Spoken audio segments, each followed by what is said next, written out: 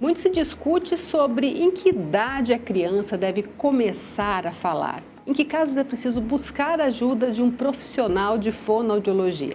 Quem conversa com a gente sobre esse assunto é a fonoaudióloga Mariana Ferraz. Tudo bem, Mariana? Tudo bom? Tudo jóia. Bom, tem gente que fala 2 anos, menos de 2 anos, mas tudo depende muito da criança e da convivência dela, né? Isso. A gente sabe que tem marcos para o desenvolvimento, né? Tanto da fala propriamente dita, quanto da linguagem. Porque a linguagem, ela não é só a fala, né? Então, ela vem se desenvolvendo na criança desde que ela é bebê, no contato com a mãe, na troca de olhares. E a fala mesmo, ela vai começar a se desenvolver por volta dos 12 meses, né? Quando a criança fizer 1 ano, e quando ela já tiver 2 anos, a gente já espera que ela já fale por volta de 200 palavras, fale frases simples, né? Com 3 anos ela já tem que contar histórias e compreender regras, e com 4 anos ela já está contando as histórias, compreendendo. A gente já observa ainda erros de concordância, mas ela já consegue se comunicar de uma forma a se fazer entender e a entender o interlocutor, né? E aí, com 5 anos, a criança já deve ter adquirido todos os sons, né? Ou todos os fonemas, não tem mais trocas. Com 6 anos, a gente, né, fala que ela não já tem que ter adquirido todos os sons e não ter mais trocas na fala, né? Porque com 6 anos, a gente sabe que hoje ela já vai ser alfabetizada. Né? Tem muita gente que fala assim, quando o bebê começa a balbuciar, fala assim, já está querendo falar, né? Mas na verdade faz parte desse processo de desenvolvimento, né? Isso faz parte do processo e é um início, né? É um ensaio articulatório para que quando ele for falar, ele já tenha percebido como que é vibrar a prega vocal, como que é articular boca, língua, lábios. Então, é importante o balbucio, né?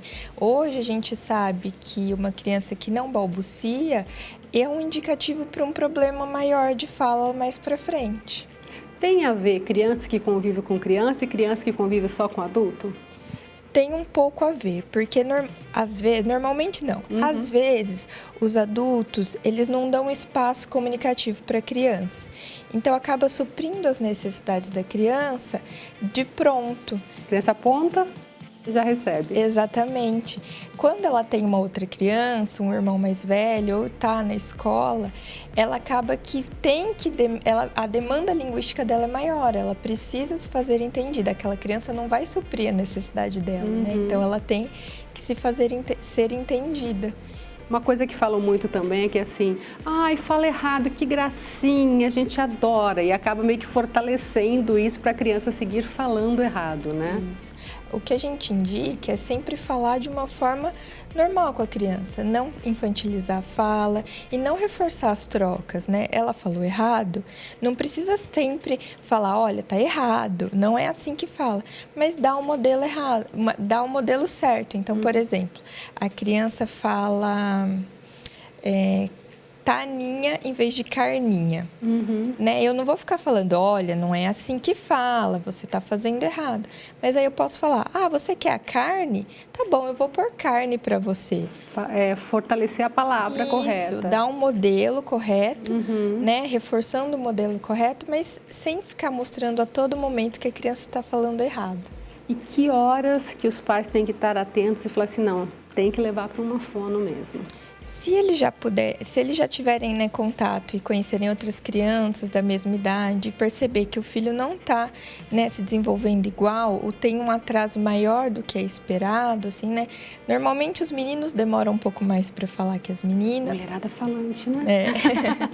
Mas chegou com 2 anos e não está falando nada ou poucas palavras, não está fazendo frases simples, né? É importante procurar uma avaliação de um profissional, fonoaudiólogo especializado, porque vai dar aquela segurança. Não, é só um atraso, vamos estimular e ele vai melhorar, às vezes é só orientar os pais, estimular em casa. Mas se no caso for alguma coisa que precise de intervenção, quanto antes, que a gente chama, né, a intervenção precoce, quanto antes essa criança suprir essas necessidades, melhor. Melhor vai ser o desenvolvimento dela mais para frente, no futuro, quando ela chegar em fase escolar. Até porque isso pode dificultar o aprendizado também, né? Na hora de aprender os fonemas, o som da fala, né? No caso, por exemplo, na dislexia, né, que é um problema que perlonga a vida toda do indivíduo. Os primeiros sinais são trocas na fala, na primeira infância. Então, se eu já tenho essa criança sendo trabalhada desde cedo, né, a gente sabe que o prejuízo dela vai ser menor. Então, é um exemplo de o quanto ficar atento e buscar auxílio é importante. E normalmente, como a criança está em processo de desenvolvimento, não demora muito para ela começar a engatar e falar direitinho, né? Nesse trabalho com a fono, né? Isso. Se for um atraso, meses, né? A gente não pode estipular uma data. Sim, cada um tem o seu prazo, cada um né? tem, né? Depende muito da terapia e tudo. Mas em poucos meses a criança já tá falando e já supriu, né, já atingiu o marco da idade dela. Eu tenho casos que eu atendo que em 4 meses ela já estava, né, a gente já viu uma mudança enorme no comportamento, na fala.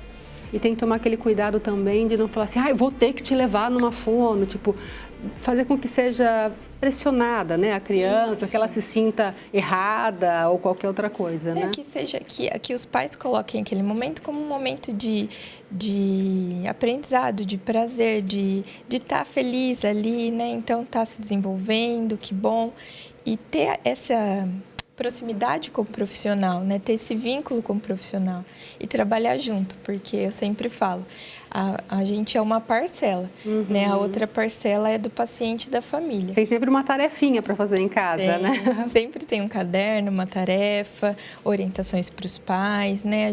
Eu gosto de trabalhar, eu sempre falo, né? Trabalhar junto, tá junto, conversar, trazer no atendimento, eu acho muito importante. Porque esse momento tem que ser legal para a criança, porque isso também pode causar um bloqueio, né? Sim, né? É muito importante que a criança esteja engajada na terapia.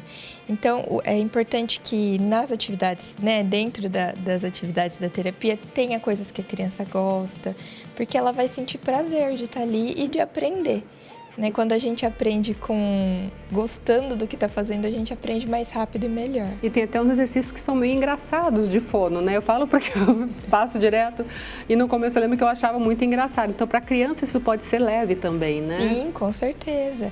Se a gente traz um jogo, uma atividade lúdica junto com aquele exercício, já torna uma coisa leve, descontraída. E aí desenvolve bem mais rápido, né? Sim, com certeza. Então tá joia. Muito obrigada, viu? Obrigada.